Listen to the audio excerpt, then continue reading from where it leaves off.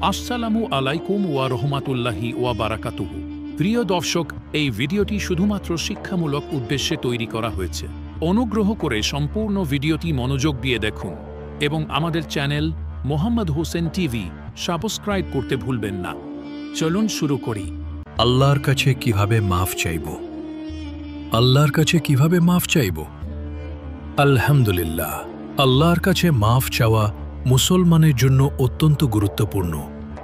আসুন জেনে নেই কিভাবে আমরা সঠিকভাবে আল্লাহর কাছে ক্ষমা চাইতে পারি।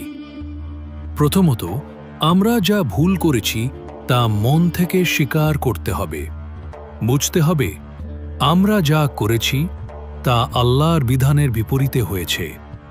দ্বিতীয়ত, আল্লাহর সামনে আন্তরিকভাবে অনুতপ্ত হতে হবে। খোলা মনে আল্লাহর কাছে বলতে হবে, হে আল্লাহ, আমি ভুল করেছি, আমি খুবই লজ্জিত। তৃতীয়ত, সেই পাপ বা গুনাহ সাথে সাথে ছেড়ে দিতে হবে। আর কোনোভাবেই সেই কাজ পুনরায় না করার চেষ্টা করতে হবে। চতুর্থত, আল্লাহর কাছে প্রতিজ্ঞা করতে হবে যে ভবিষ্যতে আর এমন পাপ করব না। পঞ্চমত, অন্তর থেকে আল্লাহর কাছে ক্ষমা প্রার্থনা করতে হবে। এজন্য কিছু দোয়া বলা যায়, যেমন আস্তাগফিরুল্লাহ, অর্থাৎ আমি আল্লাহর কাছে ক্ষমা চাই। আপনি বলতে পারেন রব্বি গফিরলি ওয়ারহামনি, অর্থাৎ হে আমার রব, আমাকে ক্ষমা করো এবং দয়া করো। অথবা বলুন আল্লাহুম্মা ইন্নী জালামতু নফসি জুলমান কাসীরা ফাগফিরলি, অর্থাৎ হে আল্লাহ, আমি আমার নিজের উপর অনেক জুলুম করেছি, তুমি আমাকে ক্ষমা করো।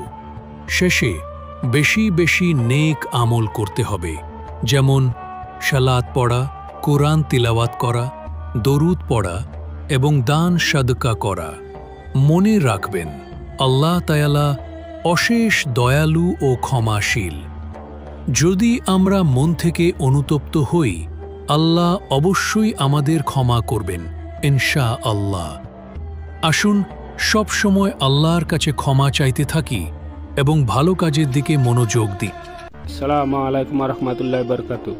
এটা একটি ইসলামিক চ্যানেল। এখানে নিত্য নতুন ভিডিও পাবেন।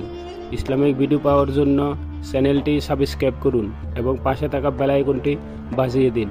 ধন্যবাদ আপনাকে উৎসাহিত করার জন্য।